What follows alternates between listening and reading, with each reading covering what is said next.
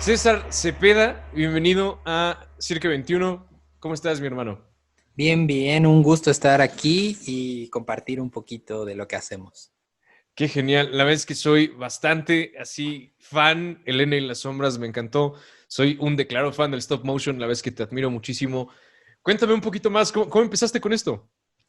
Pues justo así, fíjate, yo también soy muy fan del stop motion y empecé pues viendo el trabajo de otros compañeros, de mucha gente talentosa que hay en México, que hacen diseño de personajes, que construyen, que inventan, que cuentan historias.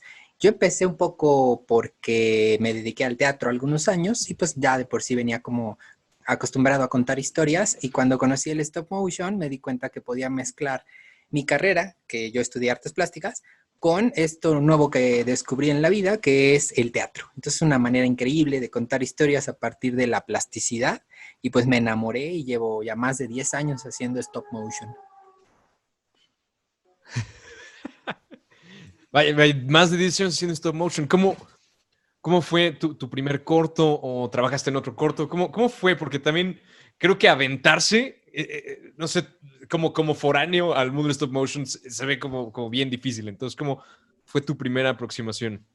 Pues así, aventado, la verdad. Yo siempre he sido muy aventado en todo lo que hago y el primero me acuerdo que fue porque un profesor de la universidad, como que ya se había corrido el rumor de que me gustaba la animación en la escuela, entonces los profes ya me ubicaban como, el chavo que hace animación, el chavo que hace animación, ¿no?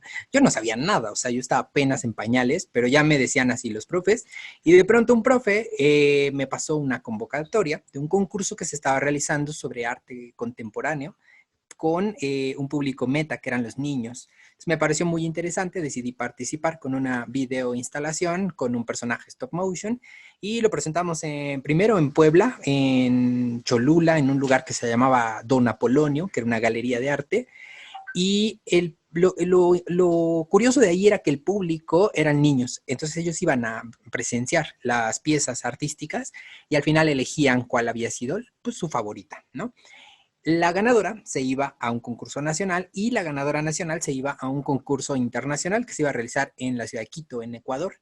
Entonces, pues pasé todas las etapas, llegué a Ecuador y ganó mi videoinstalación en Quito, en Ecuador, compitiendo contra un montón de artistas plásticos latinoamericanos. Y bueno, pues yo estaba feliz, ¿no? Yo todavía no salía de la uni, ya estaba dándome cuenta de que justo a diferencia del teatro, el cine y la animación tiene esa gran facilidad de viajar, ¿no? De romper fronteras. Yo con el teatro nunca viajé más allá de algunos estados de la República y con la animación de pronto ya estaba conociendo ciudades como Quito. Digo, yo presencialmente nunca fui a Quito en ese momento, pero el corto sí, y entonces el hecho de saber que tus historias pueden llegar a distintas latitudes, eso fue yo creo lo que más me enamoró y lo que hizo que siguiera haciendo stop motion en mi estado. ¿Qué eso está cañón? ¿Cómo puede llegar, ¿no? A diferentes lados. Y de estos lugares a donde ha llegado, bueno, donde han llegado tus creaciones, ¿cuál ha sido el lugar donde así has dicho, no manches, que está en dónde? Así como, y ya no tienes ni idea, ¿no? Híjole, ya no tengo ni idea, pero hay unos muy interesantes. Por ejemplo, un tiempo Elena y las sombras justo, el cortometraje que hicimos para el IMCINE, fue parte de una muestra que ocurría en los penales, en cárceles de mujeres, ¿no? Entonces, fue muy interesante para mí saber que la historia está llegando para sensibilizar a las personas que están en centros de readaptación social. También en algún momento nos pusieron en el metro de la Ciudad de México con algún videoclip que hicimos, que dirigió un compañero de acá del estudio que se llama Pablo. Y bueno, pues así lugares muy raros, ¿no? Últimamente me ha pasado que me escriben mucho de Latinoamérica, de Bolivia, de Perú, de Argentina, y me dicen que el corto, uno de los primeros cortos que hice en el 2011, Debajo del Árbol, lo usan de material didáctico en las escuelas, se lo ponen a los niños para enseñarles valores, ¿no? Entonces, pues, que al final tiene objetivos pedagógicos y que los niños tienen que hacer una tarea en donde escriben qué es lo que sintieron al ver el corto y habla, pues es un corto que habla de nuestros abuelos, de la vejez, de la amistad, ¿no? Y entonces, pues claro que pues es muy interesante, ¿no? De pronto incluso me mandan cartas de las que escribieron los niños, o en YouTube hay algunos videos que suben los niños de lo que piensan de debajo del árbol, no sé, me han pasado de verdad cosas, experiencias muy bonitas. También me han pedido traducción de ese mismo corto a distintos idiomas o la posibilidad de doblarlo a distintos idiomas y pues cosas así, ¿no? Recientemente también me escribieron de una distribuidora en Brasil que querían, por ahí distribuirlo en la cadena local y pues me pedían la autorización para la distribución en cadena abierta, ¿no? En la televisión de Brasil, ¿no? Cosas así curiosas, ¿no? Que el corto es de los más viejitos, es el primero profesional que hicimos y sigue y sigue y sigue viajando por todos lados. Manches, qué bonito, o sea, qué chido que llegue a tantos lugares y más que compartas estos, bueno, valores en niños y personas como que puedes realmente afectar. Y la pregunta que tengo para ti, César, es, ¿y tú qué mensaje tienes en mente o quieres transmitir en tus cortos? Digo, imagino que cada uno tiene como su mundo como individual, pero generalmente tienes como algún mensaje que te interese como transmitir, vaya. Claro, pues yo creo que hay muchos mensajes ocultos muy personales, también de los que como equipo de trabajo queremos darle a la gente. Yo diría que el común denominador de nuestras historias es lo social. Creo que varios de nosotros venimos como de ese ambiente. Yo hice teatro social por muchos años en comunidades, teatro gratuito, contando historias, tratando de tocar conciencias. Y creo que todas las historias hablan un poco de eso, ¿no? Debajo del árbol pues habla acerca de la vejez, Elena en las sombras habla acerca de la creatividad, la sensibilidad, el entender al otro, cerrar un poco los ojos, habla acerca de algunas discapacidades físicas. Y bueno, pues todos, ¿no? Yo creo que incluso cosas que hemos hecho de manera comercial, o sea, como publicidad o cosas que nos piden, siempre ha sido como con esa línea. Hicimos una campaña, por ejemplo, muy interesante sobre la alergia a la leche de vaca, que nos pareció muy interesante la campaña de una marca de leche conocida. Y pues decidimos justo entrarle al proyecto porque teníamos y compartíamos como esta responsabilidad y este valor social con la empresa. Entonces siempre hemos ido como tratando de encontrar las historias que nos tocan, que nos afectan, que nos ocupan y tiene una mixtura ahí rara también con los cuentos, mitos y leyendas. Nos encanta como la tradición oral de los pueblos, aquellas historias que nos contaban nuestros abuelos, los nahuales, ¿no? Los mitos del bosque, esta conexión que tiene el ser humano con la naturaleza.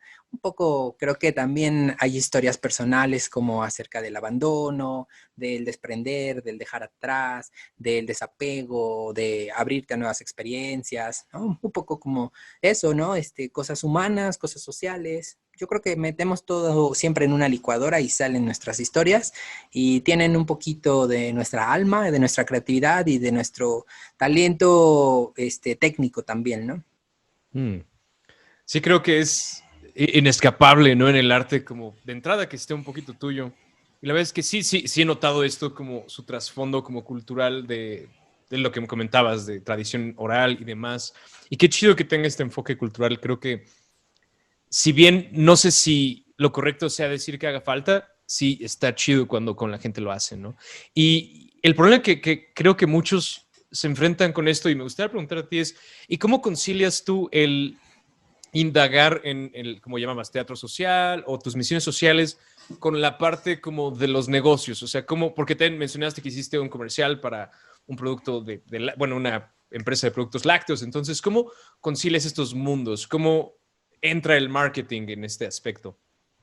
Pues es súper complicado porque justo cuando contamos historias, cuando hacemos cosas autorales, no siempre son quizá las más comerciales, las más publicitarias, ¿no? Entonces tratamos siempre de ir equilibrando estas dos fuerzas, ¿no? Entre el dinero y lo artístico, ¿no? Yo creo que no están peleados y bueno, también es un concepto de pronto que nos enseñan en las escuelas, ¿no? A los que nos dedicamos al arte, que es como que está peleado luego la creación artística con el dinero, o que siempre tienes que depender de un mecenazgo o de un alguien que estudió una carrera que sí deja dinero y que te comparte un poquito de su dinero, ¿no? La realidad es que no. La realidad es que las empresas creativas hoy en día generan en México una parte importante del Producto Interno Bruto. Las empresas y las industrias naranjas o creativas están creciendo cada día más y no solamente hacer cosas que tengan que ver con creatividad significa hacer pintura o escultura, grabado, fotografía, sino el arte de la interdisciplina, que es lo que está ocurriendo hoy en día, en donde se mezclan justo la mercadotecnia con la publicidad, con los negocios, con el cine, con la animación. Todos dependemos del otro de manera correlacionada, justo porque pues nuestros procesos se parecen mucho, porque nuestros procesos tienen mucho que aportarle a los del otro, y creo que es ahí donde hemos encontrado como la forma de mezclarnos, ¿no? En los procesos, en entender que el arte y la creatividad tienen muchos procesos que le pueden ser muy benéficos a las industrias de cualquier índole, ¿no? Y es ahí en donde nos encontramos haciendo de pronto publicidad y donde nos encontramos haciendo otro tipo de negocios. Claro, sí, estoy completamente de acuerdo. No tienen por qué estar peleados y creo que sí no solo se retroalimentan, se necesitan, ¿no? Creo que el tener este un input como el tuyo podría beneficiar a las empresas a también tener un enfoque un poco más humano, de repente. ¿No crees? Sí, claro, de hecho creo que es muy importante como la capacitación ahora para enfrentar los nuevos retos, capacitación en temas de liderazgo, en temas de emprendimiento, en temas de incluso la como posible relación social, ambiental, ¿no? Son exigencias de nuestros tiempos, son exigencias de nuevas generaciones, ¿no? Y que quizá es una brecha o un hueco que quedó en muchas de las formaciones de todos los universitarios que no necesariamente tuvimos esta formación como proactiva de siempre estar solucionando problemas, trabajando en equipo, correlacionándonos, ¿no? Sino de pronto un poco nos enseñaron a como ser muy buenos en lo que somos y ya, como ser muy buenos en nuestra disciplina, en nuestra técnica, en nuestro oficio y ya. Pero la realidad es que el mundo exterior, afuera, las empresas, pues requieren gente que tenga esta capacidad siempre de estar haciendo trabajo inter y transdisciplinario, ¿no? Y de salirse siempre de su zona de confort, de salir, de romper esquemas, tener un pensamiento divergente que te lleve a muchas posibilidades de los problemas que se te presentan día a día, ¿no? Ahora ya los oficios ninguno es clásico, ninguno es así como lineal, ¿no? Siempre van a haber retos nuevos, la pandemia COVID nos presentó retos nuevos a todo el mundo, a todas las empresas, a todos los tipos de negocios, a todos los modelos que dábamos por ciertos, que dábamos por sentados y que decíamos, así se hacen las cosas porque me las enseñó a hacer así mi abuelo. Hoy hay que reinventar con el conocimiento de nuestros abuelos y con el conocimiento de las nuevas generaciones, ¿no? Hoy hay que hacer match entre esos conocimientos y ver qué sale, ¿no? Y ver cómo encontramos el nuevo hilo, ¿no? Y es una etapa muy interesante, ¿no? Porque es en la que nos estamos ahora encontrando con disciplinas donde estamos haciendo ahí fusiones, ¿no? Entre biología y arte, entre ciencia y cultura, danza, etcétera, etcétera. Y lo que viene, yo creo, para las industrias creativas, culturales y productivas en México se antoja muy interesante, yo creo. Totalmente, la verdad es que sí. Digo, ahorita que dijiste como biología, como con alguna arte, no, se escucha como algo que me gustaría ver definitivamente. Estaría increíble, ¿no? Eh, Bueno, hemos hecho algunas cosas. Bueno, yo soy docente en algunas universidades y en algún ok. momento en la Benemérita Universidad Autónoma de Puebla, que es donde soy docente, hicimos un crossover ahí muy interesante con el CERN, con el Centro del Acelerador de Partículas que está en Ginebra.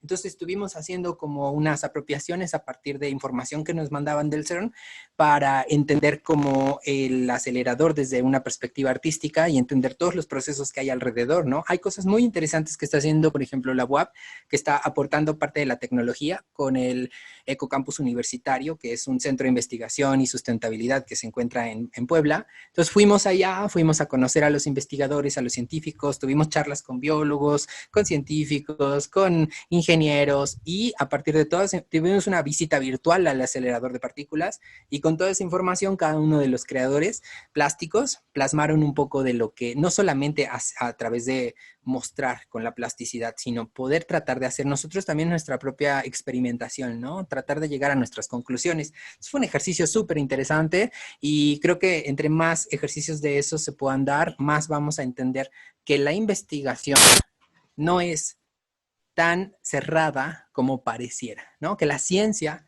no es tan cerrada como parece. Que la ciencia también tiene mucha creatividad, que tiene mucho riesgo y que también necesita de estas personas que sepan tomar riesgos, ¿no? Que tomen decisiones a partir de los riesgos y de los errores. No hay científico que no se haya equivocado. Y los artistas somos re buenos en equivocarnos, ¿no? O sea, porque somos aventados, arriesgados, de pronto experimentamos mucho y eso es algo creo que le funciona muy bien al proceso científico, ¿no? Entonces, se han dado muchas más colaboraciones. Es una de las pocas de las que a lo mejor te puedo dar un ejemplo ahorita, pero hay mucho que hacer, ¿no? Nosotros incluso como estudio estamos haciendo un proyecto que se llama Cráneo House, que es justo como llevar nuestro estudio hacia un lugar en donde vamos a tener un modelo de producción súper diferente. Vamos a tener, por ejemplo, captadores de agua de lluvia, energía renovable, energía solar, un proceso de alimentación por medio de camas de cultivo, ¿no? Producción de truchas, etcétera, etcétera, ¿no? Creando las condiciones para que un montón de creativos puedan estar ahí bien alimentados, sanamente, en condiciones, en correlación con el medio ambiente, un modelo que quizá creemos no existe en México, en el que vamos a poder tener también algunas residencias artísticas para que artistas de otros países vengan como a pasar un rato desconectados tantito de la realidad, desconectados del mundo, de los edificios, de la contaminación, del tráfico, ¿no? Y concentrados simplemente en crear, ¿no? Entonces, por allá vamos un poco y para lograrlo hemos estado valiéndonos de la colaboración de biólogos justamente, ¿no? Porque pues hay cosas que nosotros no conocemos de los procesos de ecosustentabilidad y que estamos aprendiendo a hacer con ellos. Entonces sí se está dando como este match entre cómo, por ejemplo, producir cerámica sin contaminar, cómo hacer fundición en bronce, cambiando los componentes para contaminar menos o para generar menos desperdicios o para eficientar la materia prima, ¿no? Entonces, todos los procesos artísticos también se pueden renovar y se pueden llevar hacia a un lugar nuevo, diferente y pues más comprometido con el medio ambiente. Creo que estás combinando así, digo, como mencionas, esta interdisciplina, estás combinando biología, sí, pero también estás emprendiendo y también estás siendo responsable con el medio ambiente. La verdad es que es muy inspirador escuchar esto, honestamente, es muy inspirador. Y vaya, la pregunta que tengo entonces es, cuando tú te ves en una situación donde tal vez no estás seguro hacia dónde ir, tal vez tienes como lo llaman, bloqueo artístico, ¿no? ¿Qué recurso tienes tú para buscar esta creatividad, para salirte de ahí y buscar esta interdisciplina? Híjole, sí, todos los días. Mm, Hay todos los días, no tengo idea de hacia dónde voy y al mismo tiempo estoy muy seguro. Todos los días tengo miedo, dudas y al final respuestas, ¿no? Creo que lo importante es entender que no hay que frenarnos por el miedo y no permitir que las dudas o esta incertidumbre nos mantenga aferrados a la nada, a no crear, ¿no? Entonces trato como de siempre dar un paso adelante y de siempre crear con mis preocupaciones, con mis tristezas, con mis amarguras, siempre como tomar todo eso como energía creadora y pues construir algo, ¿no? No siempre salen bien las cosas, a veces los experimentos son fallidos, a veces las relaciones interpersonales pues no jalan, no funcionan, ¿no? Y hay que reinventarse, hay que reencontrar nuevas formas de hacerlo. Y bueno, pues los procesos creativos para mí creo que hay como muchos tips que yo les podría dar. Uno que me encanta es el agua. El agua creo que es uno de los mejores vehículos de la creatividad y de las emociones. Entren en contacto con agua, no sé, métanse a una tina, báñense, métanse a nadar, hagan algo que tenga que ver con el agua y la creatividad va a fluir increíblemente. Creo que también es muy importante entender que el ocio es uno de las mejores herramientas para el creador, ¿no? O sea, de pronto despreocúpense de las cadenas productivas, o sea, dejen de producir, dejen de hacer, solo respiren y estén con ustedes y escuchen, estén atentos y traten de entender qué pasa a su alrededor. Aunque su relojito interno los empiece a presionar y les empiece a decir de, oye, ya son las 8, ya párate, tienes que ir a la escuela, tienes que trabajar, tienes que ganar dinero, tienes que tener una casa, un hijo, un coche, un perro, olvídense de todo eso por un ratito y dense la oportunidad simplemente de sonreír, de escuchar música, de, no sé, poner sus pies en el pasto, de nadar un rato, de salir a caminar con su mascota. Esos momentos de, entre comillas, no hacer nada, van a empezar a generar otro tipo de motores visuales, ¿no? Sensoriales, van a empezar a no solo ver, sino observar, escuchar, oler, saborear, de percibir al mundo de manera espacial y tridimensional, emocional. Recordemos que el aprendizaje emocional es el más profundo que tiene el ser humano. Entonces tenemos que acceder a él de manera constante. Para tener un pensamiento divergente hay que estar actuando también de manera divergente y de manera espacial tridimensional, ¿no? Aunque estamos rodeados de un mundo tridimensional, la verdad es que recordemos que nuestro cerebro lógico lo procesa en 2D. Y eso es horrible, ¿no? Porque la lógica no nos lleva a lugares muy gratos. La lógica divide, la lógica etiqueta, genera buenos y malos, positivo y negativo, ¿no? El pensamiento lógico tiende a clasificar todo y a organizarlo todo. Mientras que el creativo no organiza nada. El creativo entiende el mundo como si fuera un gran collage visual, sensorial.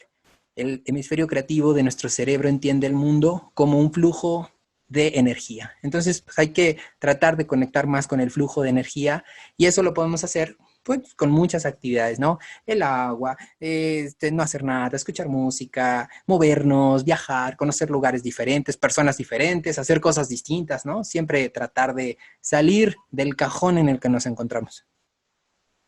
Fíjate que me llamó mucho la atención lo que dices porque cuando, bueno, soy músico y Ujú. siempre he creído que a la hora de componer una canción, porque particularmente soy compositor, am, no soy yo quien compone realmente, como que estoy meditando, entro en un cierto estado que me permite como eliminar al ego, esta parte que efectivamente percibe todo como binariamente, y entonces siento como un flujo, como tú lo llamas, ¿no? Un flujo creativo que me absorbe completamente y siento que de ahí es donde sale la canción. Y siento cuando efectivamente empiezo a pensar, ¿no? Así, ¿no? Que las cuentas o que cómo le voy a hacer, tengo que pegar, como que eso se arruina, la creatividad se va, se va. Sí, sí, sí, justo, a mí me gusta mucho usar de ejemplo en las clases, justo cuando platicamos acerca de creatividad, a los músicos, a los teatreros, a los bailarines, ¿no? Y les pregunto a mis alumnos cuáles son tus herramientas, por ejemplo, como músico, ¿no? Tus herramientas son tu habilidad, ¿no? Tu habilidad manual, tu habilidad auditiva, vocal, etcétera, pero esas son herramientas técnicas. El dominio de esas herramientas técnicas te va a servir para ser músico, sí, pero no te hace músico porque tu herramienta principal no son esas habilidades, tu herramienta principal son tus emociones, tus tripas, eso que tienes que comunicar, esa capacidad de conectar, eso que sabes hacer con eso que tienes que contar o eso que tienes que decir. Llevemos ese ejemplo, no sé, hacia la danza, ¿no? El bailarín, ¿cuál es su herramienta? Su cuerpo. ¿Qué puede hacer para fortalecerla? Pues entrenar, elasticidad, fuerza, resistencia, etcétera. Pero eso tampoco lo vuelve bailarín si no tiene nada que decir, si no hay emoción detrás, si no hay tripas detrás, entonces no sucede, simplemente hay una cosa muy técnica que no comunica nada. En el caso de las artes plásticas es lo mismo, nosotros tenemos como herramientas a lo mejor una mayor diversidad. Tenemos los plumones, el martillo, las gubias, la cámara de cine, la cámara fotográfica, etcétera, etcétera, etcétera. O sea, tenemos muchas herramientas que podemos fortalecer y mejorar, pero si tampoco tenemos nada detrás que decir que nuestra herramienta principal son nuestras emociones, entonces tampoco ocurre nada. Ahora, bajo esta premisa yo me pregunto, ¿qué tanto hacemos todo el día, todos los días, para fortalecer nuestra principal herramienta que somos nosotros? ¿No? Porque a veces dedicamos 1000 horas de entrenamiento físico cuando somos bailarines, 1000 horas de entrenamiento técnico cuando somos músicos y los dedos ya todos llenos de callos porque soy el mejor guitarrista y ya hasta me salieron callos en los... Pero ¿cuánto tiempo al día ocupa un músico para conectar con él mismo? Para escucharse a sí mismo, no para escuchar otras notas, para escuchar otros músicos, para escuchar qué es lo que le está pasando. ¿Cuántas veces se detiene al día para preguntarse cómo estoy? ¿Cómo me siento hoy? ¿No? ¿Cómo me la he pasado últimamente? ¿Qué quiero hacer de mi vida? Bueno, y esas preguntas a lo mejor muy lejanas no, porque pues esas preguntas van hacia el futuro. Las preguntas que tienen que ver con la creatividad son las preguntas que tienen que ver con el aquí, con el ahora, o sea, con el presente. Entonces preguntarnos, ¿cómo me siento ahorita? Ahorita, ahorita, ahorita, ahorita. Tengo calor, tengo frío, estoy bien, estoy mal, estoy ansioso, ¿no? O sea, estar Mm. más en constante comunicación con nosotros.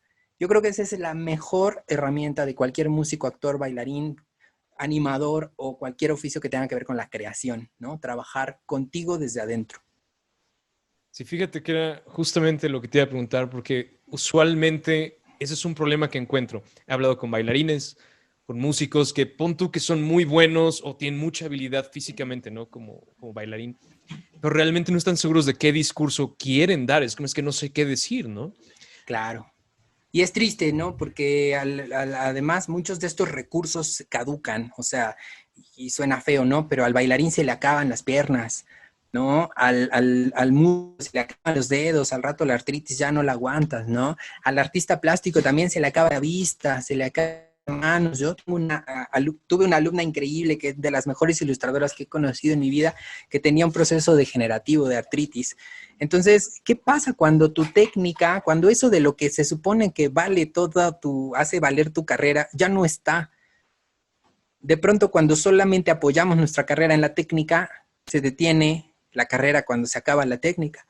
Pero si hay cosas que decir, puedes transitar y puedes mudar entre disciplinas, ¿no? Quizá eras bailarín y trabajabas mucho con tu cuerpo, con tus piernas, pero ahora trabajas con tus manos, ahora trabajas con tus emociones de otra forma, ¿no? Incluso trasladando tus movimientos o tu cuerpo hacia otras disciplinas como la animación, como el cine, etcétera, etcétera, etcétera, ¿no? Entonces, si hay algo trasfondo, una necesidad real de contar algo, no importa la técnica que utilicemos, ¿no? Y ahí es justo cuando se dan los procesos inter y transdisciplinarios, porque ahí es cuando nos arriesgamos a contar eso con la técnica más adecuada para el discurso y no simplemente usar la técnica porque esa es porque es lo que me sé. A veces el mismo discurso te pide algo más sonoro, algo más visual, algo más catártico, algo más experimental, vivencial, etcétera, ¿no? Entonces hay que saber escuchar también a nuestros discursos o también saber escuchar a nuestras emociones y darles el acompañamiento con la técnica adecuada. Claro. O sea, entonces dirías que a la hora de crear importa, o sea, lo que más importa por lo que rescato es escuchar en lugar de querer decir. Sí, yo creo que si no escuchas, no, tampoco puedes. Nosotros, yo creo, en el ambiente de la creación, que somos como una especie de satélites, ¿no? O sea, no podemos comunicar nada si no recibimos. Somos satélites que rebotan señales. Entonces nos llega cierta cantidad de información visual y luego lo que hacemos es tomar esa información, reconfigurarla, codificarla y mandarla hacia otro satélite con la esperanza de que rebote. Es decir, vivimos la vida y luego hacemos arte con la esperanza de que alguien en algún otro lugar nos escuche y que le haga eco, que le rebote un poco eso que tuvimos que decir. Y si rebota y se va para otro lado, está genial. Y si rebota y va de regreso, también está genial. Se cierra un ciclo de comunicación. Pero si nunca vuelve, también está bien, ¿no? Simplemente debemos saber que podemos tener esta capacidad de abstracción, esta capacidad de escuchar, ¿no? Y no solo escuchar sonido, ¿no? Escuchar con los ojos, con nuestra sensibilidad, con nuestro olfato, con nuestro gusto, ¿no? Como que percibir, ¿no? O sea, tener percepciones y esas percepciones convertirlas en abstracciones, en mensajes, en discursos, y no necesariamente abstracciones, quizá percibes una abstracción, es decir, percibes algo pequeñito, ¿no? Una foto, un dibujo, un garabato, una mancha en la pared, y después tú lo nutres y en vez de abstraerlo lo expandes y conviertes esa mancha en la pared en una serie de videomappings, en una serie de instalaciones, ¿no? O sea, puedes llevarlo hacia cuán lejos quieras, ¿no?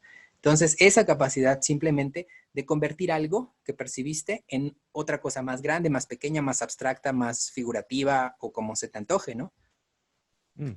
O sea, es como tomas tu imaginación como una especie de motor de traducción entre lo abstracto y lo tangible. Exacto, exactamente. Lo dijiste muy bien, lo hubiera notado. Voy a Va a quedar escuchar después, grabado. Sí. voy a escuchar después el podcast para anotarlo así como frase célebre. Sí, ese fue como el gancho para conseguir tu view en el Sí, ya, podcast. lo tienes. Genial. Pues de hecho, se me pasó, pero no tienes idea. Así como se nos acabó el tiempo, ya, así. ¿Qué onda? Te cuento una cosa que me Venga, gusta venga. mucho. Uno de los principales síntomas para reconocer cuando estás viviendo un estado creativo o un momento creativo es cuando se te apaga el reloj, cuando no te das cuenta que el tiempo pasó. Y entonces ves una película que duró 5 horas y tú juras que acaba de empezar. Entonces, cuando pase eso en cualquiera de la vida de cualquier persona, cuando de pronto sientan que el tiempo pasó demasiado rápido, es porque lo disfrutaron de manera completa, de manera compleja, de que su creatividad se abrió. Entonces, a mí también o sea, no estoy diciendo que haya hecho yo magia ni nada acá, porque a mí también, yo siento que empezamos hace 2 minutos y ya tenemos que terminar. Y creo que tienes toda la razón y de alguna manera creo que hay también por ahí una explicación científica de la percepción del tiempo y Sí, cómo es una ilusión realmente. Pero antes de irnos, César, hay una pregunta que hacemos en este podcast. Es una pregunta ok. muy difícil, muy difícil. Híjole. Ajá. Ujú. Ok, ok, ok. Híjole, aquí va. Va. César Cepeda, ¿qué prefieres? ¿Pizza hawaiana o pizza de pepperoni? Ay, ninguna de las dos, fíjate, soy vegano, entonces no te Ok. vengo manejando ni el jamón, ni el pepperoni, de hecho ni el queso. Lamento decepcionarte, esta pregunta sí me quedó grande. La verdad, pizza vegana como tercera opción, fracasé, lo siento. No te apures, la vez conozco ese mundo bastante bien y la pizza vegana es bien difícil de encontrar. Bien Sí, difícil. sí, está complicada. Por eso Ey, de por sí no me gusta la pizza, ¿no? Mejor bien, entonces. la evito.